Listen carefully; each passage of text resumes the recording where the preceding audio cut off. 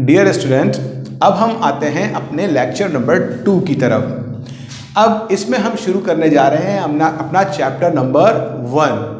Chapter number 1 क्या है? Introduction to the fundamental concepts of chemistry.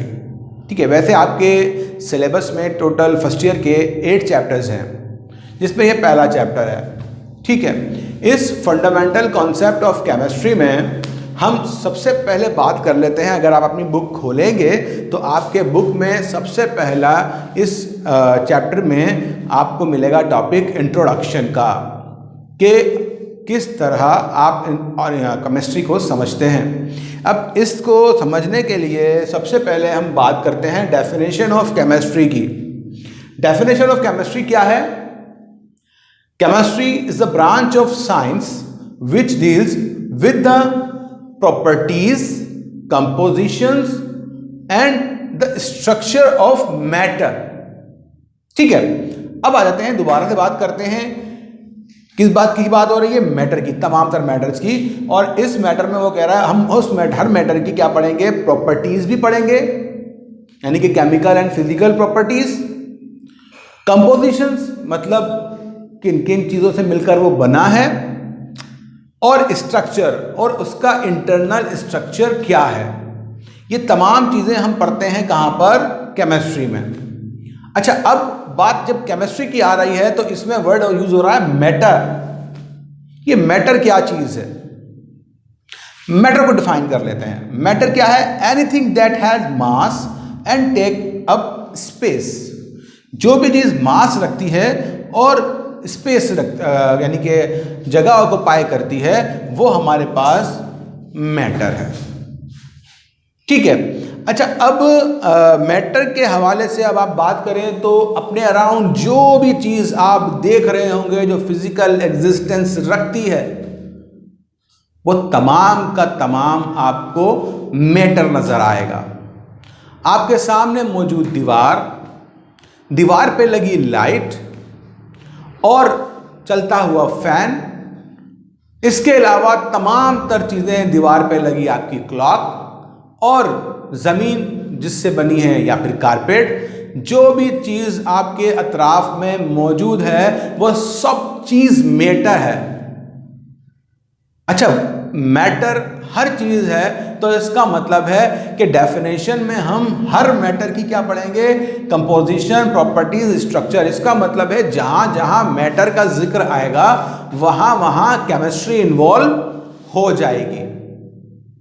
ठीक है, तो जहां जहां याद रखिएगा मैटर की बात होगी वहां वहां केमिस्ट्री की भी बात होगी। और अपने अराउंड आपने देख लिया, कोई भी चीज़ आप देख रहे होंगे, आपको नज़र आ रही होगी, आप जो भी चीज़ सोचेंगे मैं उसमें आपकी केमिस्ट्री के बारे में बता दूंगा कि कहाँ इन्वॉल्व है। मिसाल के तौर पर आप अपने सामने मौजूद जो दीवार देख रहे हैं, उस दीवार को भी आपने सीमेंट से बनाया है, जो कि केमिस्ट्री या केमिस्ट ने ही डेवलप की है। अच्छा, इसके अलावा आप जो अपने अतराफ में चलने वाली दीवार पर लगी क्लॉक देख रहे हैं, उसके अंदर भी केमिस्ट्री का इस्तेमाल है, और उसके अंदर जो भी बैटरीज लगी हैं वो भी केमिकल रिएक्शंस के थ्रू उसको एनर्जी दे रही हैं। आपके छत पे लगा हुआ पंखा जो चल रहा है, बेसिकली वो भी, उसमें भी केमिस्ट्री इन्वॉल्व है। तो जहाँ जहाँ आप देख रहे हो वहाँ वहाँ केमिस्ट्री मौजूद है। तो इसीलिए केमिस्ट्री की इम्पोर्टेंस ज़्यादा है।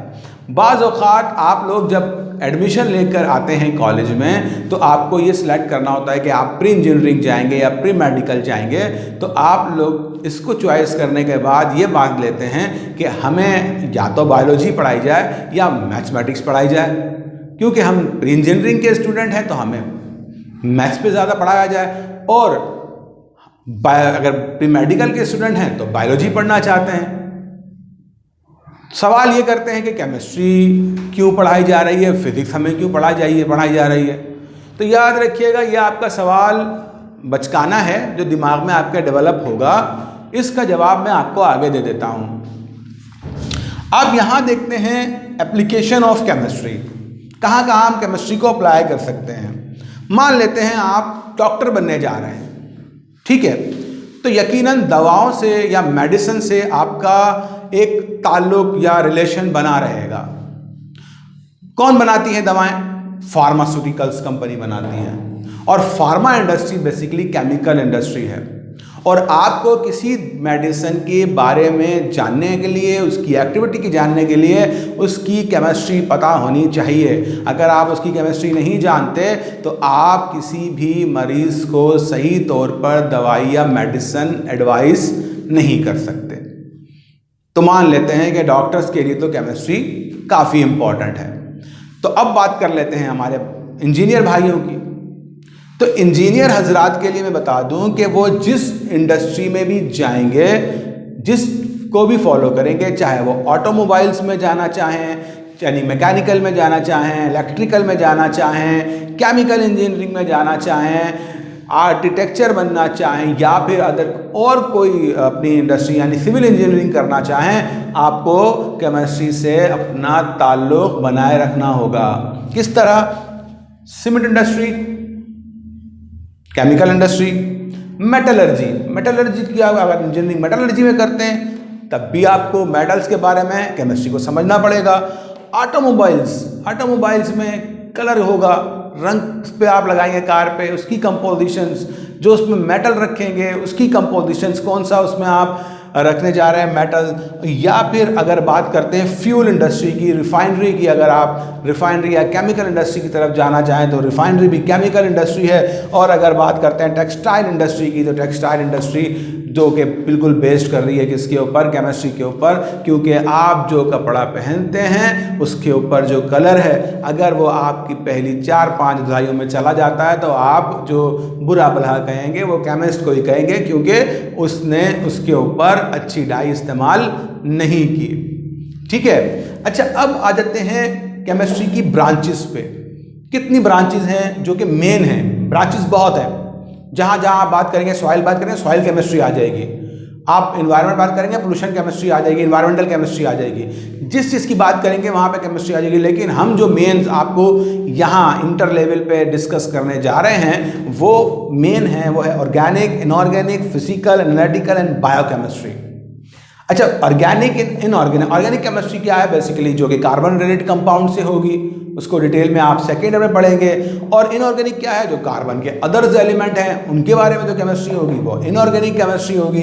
अच्छा, फिजिकल केमिस्ट्री क्या है? जो इसमें हम लॉस पढ़ेंगे, मैटर के बारे में पढ़ेंगे, वो फिजिकल केमिस्ट्री है। चैप्टर आपके फर्स्ट ईयर में ज़्यादा इसके चैप्टर्स हैं। और एनालिटिकल केमिस्ट्री के भी चैप्टर है। Analytical chemistry basically physical chemistry का ही पार्ट है। इसके अंदर हम क्या करते हैं कि इसकी जो कैलकुलेशंस हैं, जो कि चैप्टर नंबर 1 आपका टोटल कैलकुलेशन बेस्ड है, वहाँ पर आपको ज़रूरत पड़ेगी।